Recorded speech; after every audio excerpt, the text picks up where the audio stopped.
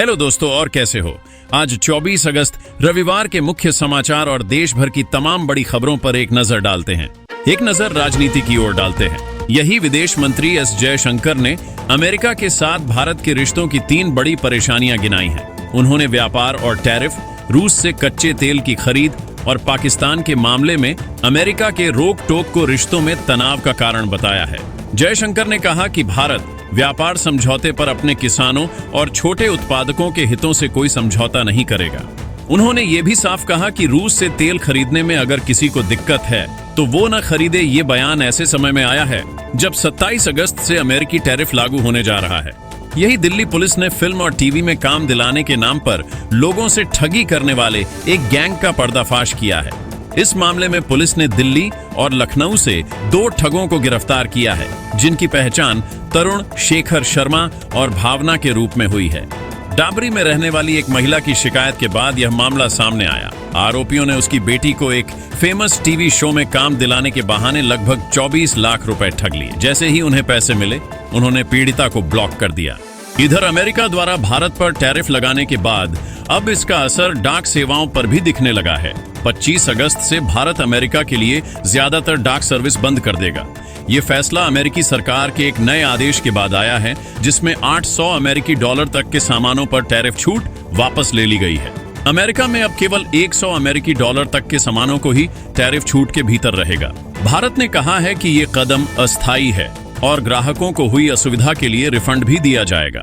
यही दिल्ली में एक डॉक्टर से कथित मारपीट के मामले में आम आदमी पार्टी और बीजेपी के बीच तकरार बैठ गई है। आम आदमी पार्टी नेताओं ने बीजेपी विधायक हरीश खुराना के खिलाफ कार्रवाई की मांग की है और आम आदमी पार्टी नेता सौरभ भारद्वाज ने आरोप लगाया कि 21 अगस्त को आचार्य श्री भिक्षु अस्पताल में हरीश खुराना ने एक डॉक्टर से मारपीट की थी। उन्होंने कहा कि 40 से ज्यादा डॉक्टरों की शिकायत के बावजूद अभी तक FIR दर्ज नहीं हुई है। इस मामले में आम आदमी पार्टी ने पुलिस कमिश्नर और केंद्रीय गृह मंत्री अमित शाह से मुलाकात का समय मांगा है। अब दोस्तों, कुछ सेहत से जुड़े खबरों की ओर देखते हैं। बरसात का मौसम कई बीमारियों को बुलावा देता है। इस दौरान डेंगू, मलेरिया और फ्लू जैसी बीमारियों का खतरा बढ़ जाता है।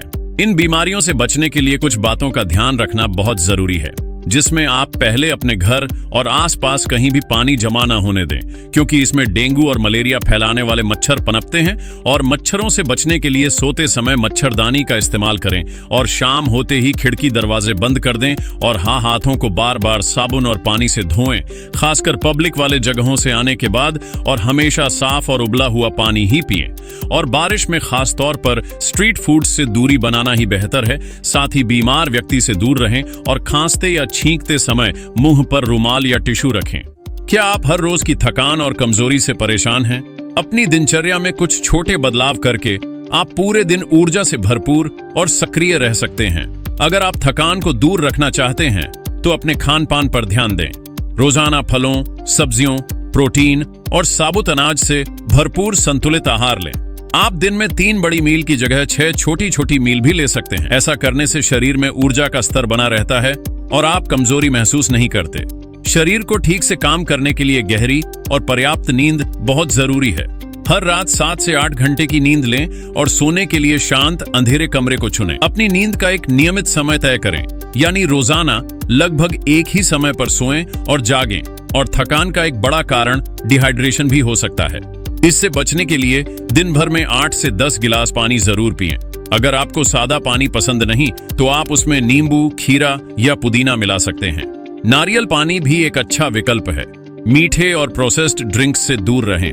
अगर आप इन आदतों को अपनाते हैं तो आप खुद को ज्यादा तरोताजा और पूरे दिन सक्रिय महसूस करेंगे। यही आजकल हर माँ बाप अपने बच्चों की लंबाई को लेकर चिंतित रहते हैं। हालांकि कद काठी काफी हद तक जीन्स पर निर्भर करती है, लेकिन कुछ और चीजें भी इसमें अहम भूमिका निभाती हैं। बच्चों की अच्छी सेहत और बेहतर ग्रोथ के लिए सही खान पान, शारीरिक गतिविधि और अच्छा वातावरण भी बहुत जरूरी है। अगर आप चाहते हैं कि आपके बच्चे की लंबाई अच्छी हो तो उनकी डाइट में कैल्शियम, विटामिन डी और प्रोटीन जैसे पोषक तत्व भरपूर मात्रा में होने चाहिए। यहाँ कुछ ऐसे हेल्दी फूड्स दिए गए हैं जो बच्चों की ग्रोथ में मदद कर सकते हैं। यही कैल्शियम से भरपूर खानपान मजबूत हड्डियों के लिए बच्चों को दूध, दही, छाछ और पनीर जैसे डेयरी प्रोडक्ट्स जरूर दें। बच्चों को हर रोज ताजे फल खिलाएं। इसके अलावा उनकी डाइट में मेथी, पालक, ब्रोकली और गाजर जैसी हरी और रंगीन सब्जियां शामिल करें। इन सभी में कैल्शियम, विटामिन और आयरन भरपूर होता है। शरीर के टिश्यूज और मसल्स के लिए प्रोटीन बहुत जरूरी है। अगर आप नॉन वेजिटेरियन हैं तो अंडे, चिकन और मछली खिलाएं। अगर आप वेजिटेरियन हैं तो डेयरी प्रोडक्ट्स, सोयाबीन और बीन्स जैसी चीजें दे सकते हैं। अब दोस्तों कुछ दूसरे खबरों की ओर चलते हैं। यही प्रधानमंत्री नरेंद्र मोदी ने 11 अप्रैल को जब फेमस गेमर्स से मुलाकात में खुद को नौसिखिया कहा था, तो इसके पीछे एक बड़ा संदेश छिपा था। अब ऑनलाइन गेमिंग पर नया कानून लागू हो गया है, जिसके तहत रियल मनी वाले गेम्स पर पूरी तरह से प्रतिबंध लगा दिया गया है। सरकार ने यह फैसला ऑनलाइन गेमिंग में हो रहे वित्तीय नुकसान और आत्महत्याओं जैसी मानवीय त्रासदियों को देखते हुए लिया है। एक अनुमान के मुताबिक हर साल लगभग 20,000 करोड़ रुपए रियल मनी गेम्स में गंवा दिए जाते हैं। हालांकि यह कानून सट्टेबाजी वाले गेम्स पर सख्ती करेगा, जबकि ई स्पोर्ट्स को एक उद्योग के रूप में बढ़ावा देगा।